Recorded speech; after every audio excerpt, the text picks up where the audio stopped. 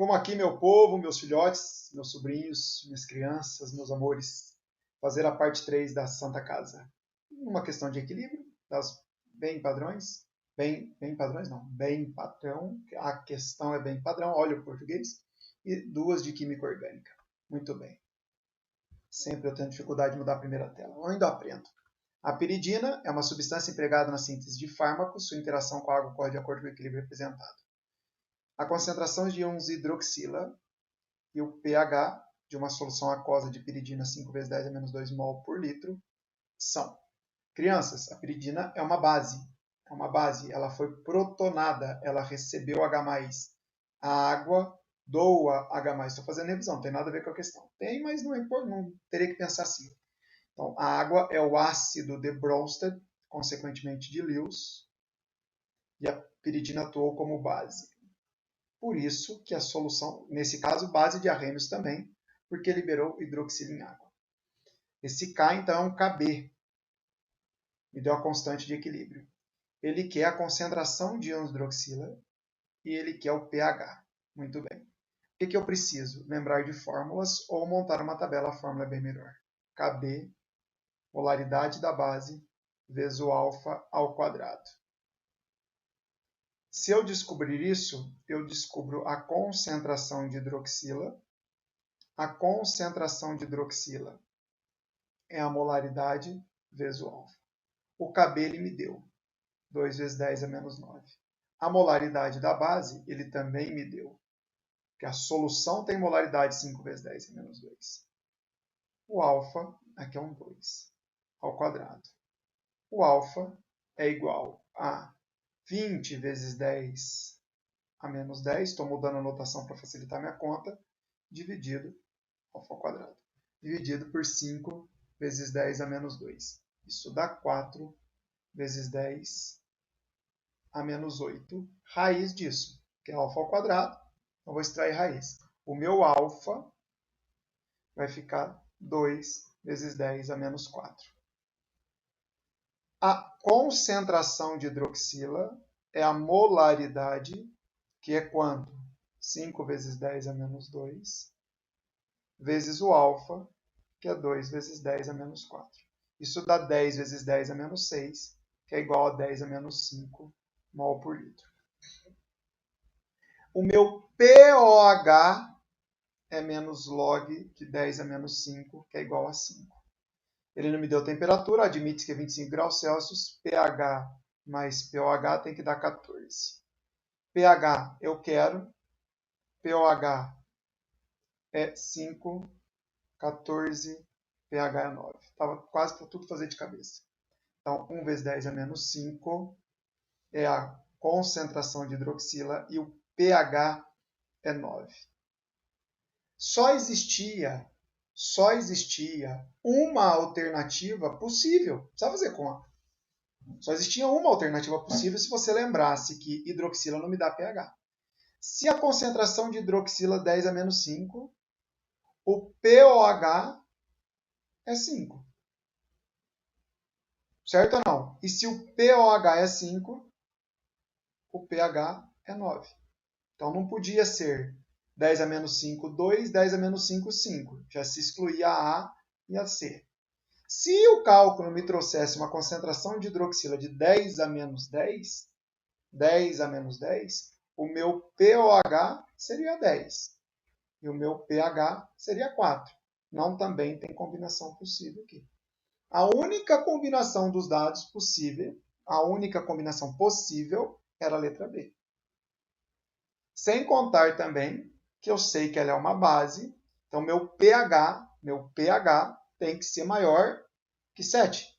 Então não podia ser a A, nem a C, nem a D. Só sobravam duas, cuja combinação pH e hidroxila dava a letra B. Mas eu fiz a questão como se tivesse mais de uma oportunidade. Minha ideia é que o aluno acerte não por exclusão. Mas se acertou, perfeito, melhor do que errar. Questões de orgânicas. E eu adoro essa questão. Porque ela é o que eu falo para o aluno. Eu não quero te ensinar por minha conta, eu não te ensino Markovnikov, eu não te ensino Karash, eu não te ensino nada, mas isso é que eu te ensino. Deixasse por minha conta, isso é que eu te ensino. Você tem que aprender a reconhecer as biomoléculas. substâncias presentes no nosso dia a dia muito mais do que... Não estou dizendo que um alceno não esteja presente, mas você não vai lidar com ele. Eu tenho que reconhecer isso. Tem aluno que entra numa faculdade de medicina sem reconhecer que isso aqui é um carboidrato. Eu preciso aprender a reconhecer biomoléculas.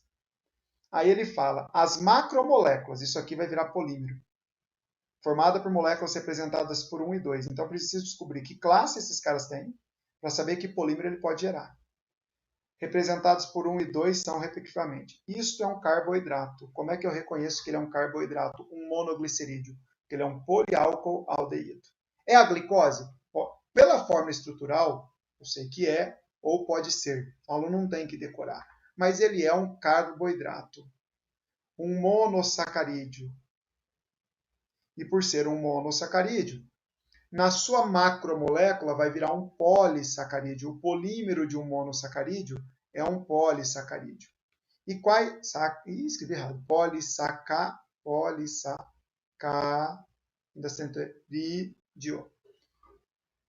Isso aqui é um carboidrato que vai virar um polissacarídeo. Dessas opções, o que são polissacarídeo? Triglicerídeo é lipídio. Gordura. Proteína não é polissacarídeo.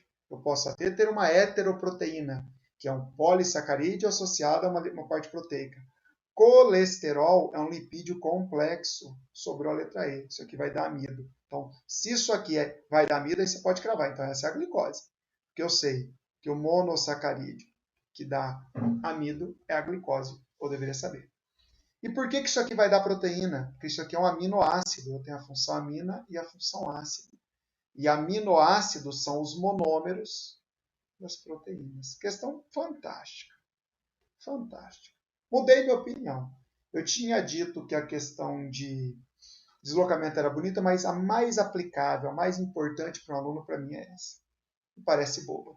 Letra E, amido e proteína. Lembrando que a outra classe de biomoléculas importante que nós estudamos são os lipídios.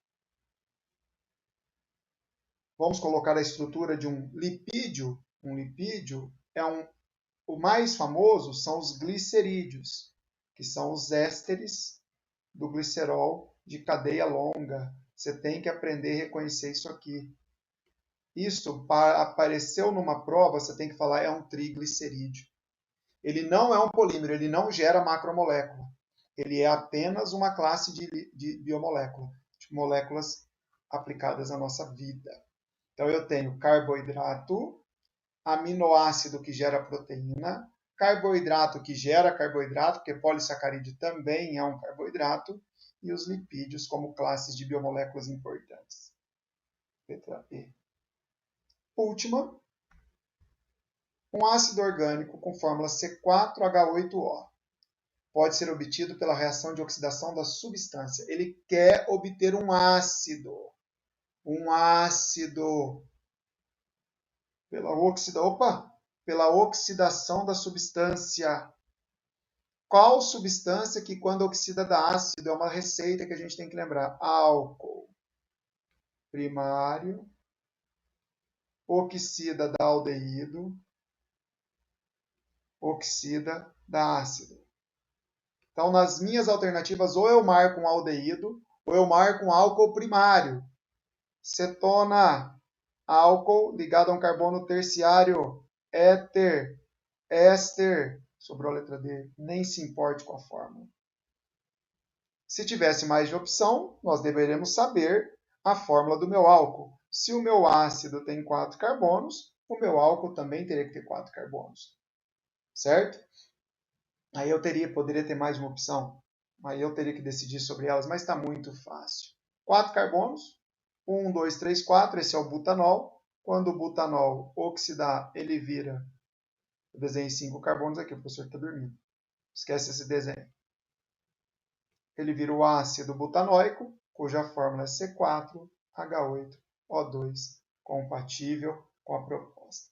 Se soubesse só isso aqui, sem nem preocupar com a fórmula, matava a questão. Molezinho, melzinho na chupeta. Questão que mais cai no vestibular, reação orgânica que mais cai no vestibular, oxidação de álcool. Lembrando que álcool secundário, que eu não tinha aqui, da cetona e álcool terciário, não oxida. Você sabe por que um álcool terciário não oxida? Não sei, professor. Isso você aprende com o professor Gerbas. Ô, propaganda, hein? Um dia eu te conto. Um dia eu te conto. A explicação é meio longa, teria que explicar toda a oxidação, não dá para fazer uma resolução de prova. Certo, crianças? Beijão do titio, assim terminamos a resolução da Santa Casa. Prova show, espero que todos passem. Certo? E curta, joinha no canal, compartilha, sei lá que propaganda tem que fazer, sei que me ajude aí. Beijão.